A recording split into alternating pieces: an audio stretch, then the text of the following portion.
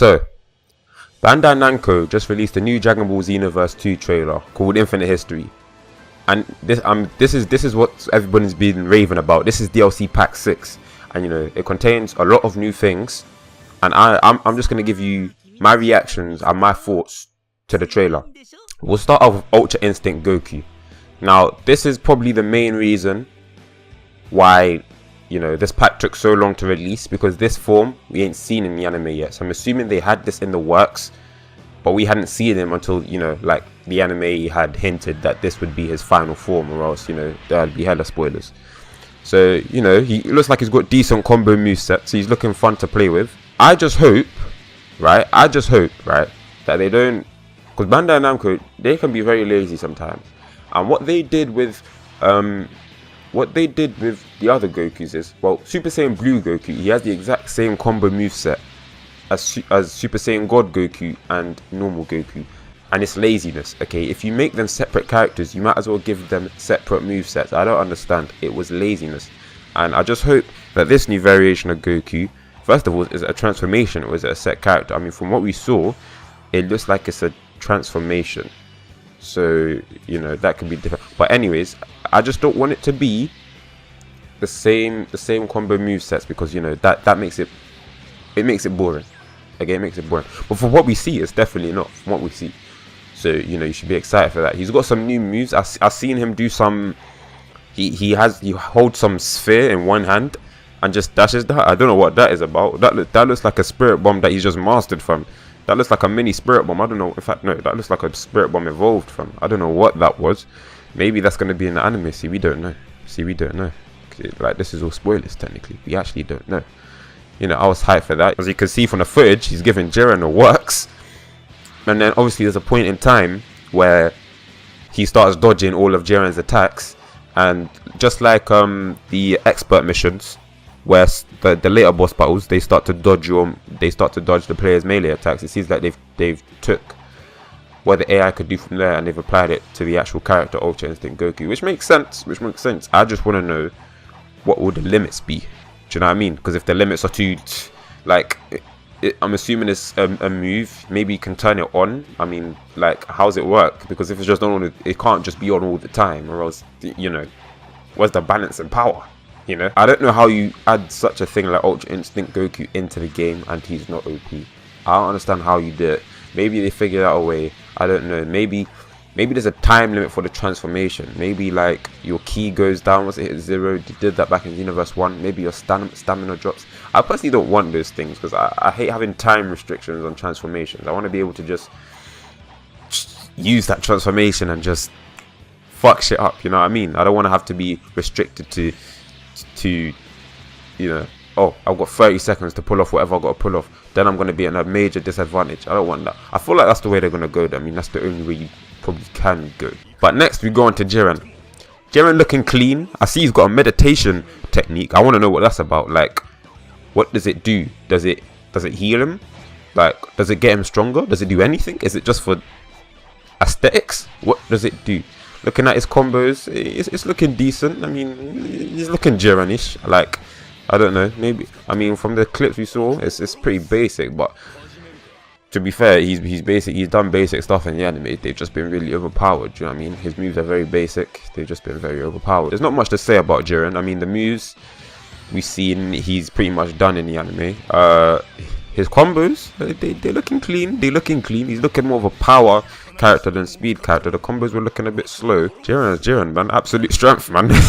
What do you expect? On to Android 17. You know, Android 17, I'm not too hyped about, because, you know, we've already got a variation of Android 17 in the game, I believe. He's got some good combo movesets. The energy shield, I want to see how OP that is. Will it block anything? Even ultimate attacks, will that be a thing? Will it protect us from that? Or how does that work? Now they're doing this whole untold story thing, and they introduce this new character, Fu. Now, I don't know too much about this guy. I must have seen him in a thumbnail for a trailer of Dragon Ball Heroes. So, I don't know where this character's originated from. I don't really know nothing about this character. His movesets look interesting, I can't lie. I kind of want to see what he does, how he plays, how he works. So, you know, I'm interested in that. But overall, as a character, I don't know nothing about this guy. Is he actually a villain? Is he actually a hero? I mean, that's what the trailer's asking us. Is he a villain? Or, like, what's he up to? All these cutscenes and that, some of them were new. Some of them I think I'd seen before. It looks like they put a lot of work into this DLC pack. I just wish it would have came out earlier, because the timing kind of feels off, considering Fighters came out like a couple weeks ago, and now you're trying to like big up Xenoverse again. It's like, really, this should have came out before. This should have came out to hype Fighters, in fact. So yeah, I just want to know what his true motivations are. What is he actually doing here? He seems to be able to.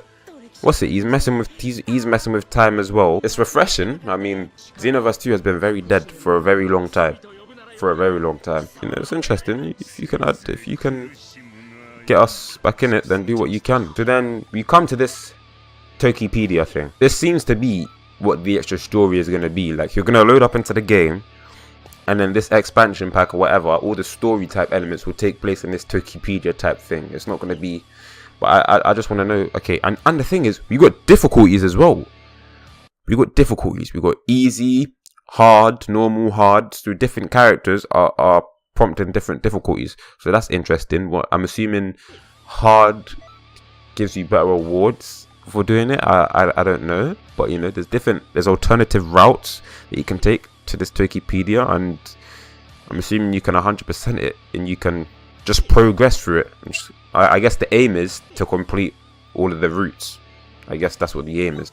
We're revisiting the Goku Black Arc, which is interesting, and for the main reason being Tapion. Now, for those of you, I don't know Tapion. Like, I watched the movie a long time ago, so I don't know too much about. I can't remember too much about Tapion.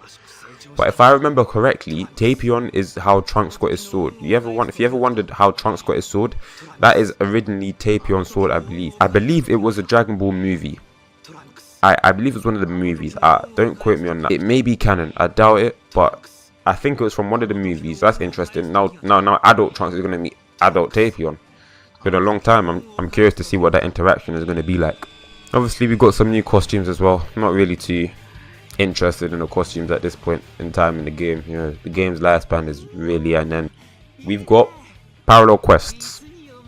Five new types, eight new skills, 8 new super souls. They're all included in this Infinite History DLC Pack 6. I'm assuming the parallel quest is different from the untold story that the Tokipedia thing is going to be. So those are two separate things. So don't confuse them as to be the same. I don't think they are. We've got new skills. I'm assuming you're going to give us some Ultra Instinct Goku skills, and some Jiren skills, and some Android 17 skills, and some Fu skills. Then again, they're looking at that, and there's only 8 skills, and that's not enough skills to go around, I can't lie, unless some skills, I don't know. I'm assuming they won't give characters the actual ability to go use that Ultra Instinct thing. I'm assuming it will just be that specific character, Goku, which we have to see. We have to see how if it's like how it plays, to be honest. We have to see how overpowered or how not overpowered it's going to be. And finally, we end it off with the release date. As I'm recording this, today is the 23rd. The 28th, I believe, is what, next week, Wednesday? That's not too far off. That's not even over up to a week before this thing comes out. Say they were late in releasing this pack, fam. They wanted to catch you on your heels when you weren't expecting it. I heard rumblings of it coming out in February, but as February went on and I heard nothing, I assumed, okay, they're gonna need a couple more weeks. But no, it's coming out this month, so it's coming out soon. So everybody get hyped, man. It's coming soon. It's all coming soon. Overall thoughts: the pack is looking to be the best out of the ones which have came before it. I don't know how much the pack will cost. Looking like it's going to be a hefty price. I can't lie, for all the content. But overall thoughts, you know, I'm ready for it. So, you know, you just got to stay tuned. Alright guys, thank you for watching the video. If you liked, comment, subscribe, and hit that like button, man. Let's get me up, man. Let's get toasting up, man. Let's get Big T up there, you feel me? More stuff to come, more content to come. I'm only gonna get better. So stay tuned. But in a minute, man, peace.